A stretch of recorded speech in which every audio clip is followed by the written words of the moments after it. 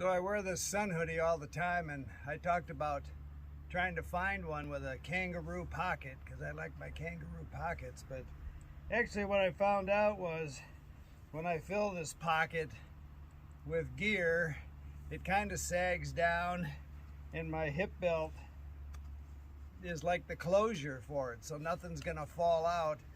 I carry my phone here when I'm charging it on the trail, walking.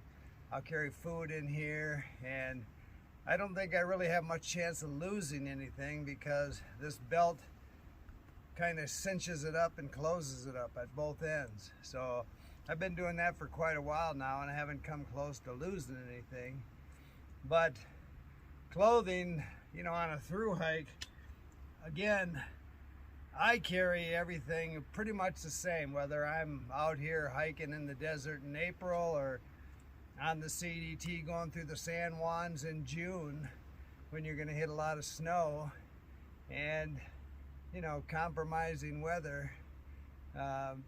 But, you know, it all takes experience. So, you know, don't let that stop you from doing a through hike if you haven't found your happy place yet. You know, you don't want to carry misery on your back all day.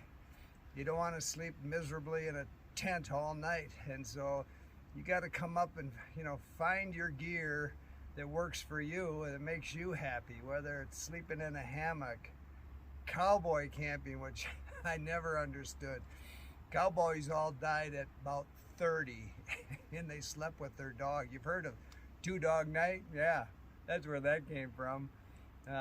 If they weren't shot by Black Bart or Jesse James, they just froze to death sleeping on their saddle at night. Anyway, whatever makes you happy, but don't be afraid to come out here, because this is where you're going to answer a lot of your questions just through experience. You just have to have the right questions to ask. And so anyway, as you're working on gear, think about the conditions you're going to be in, and on a through hike, that could be anything. Keep smiling.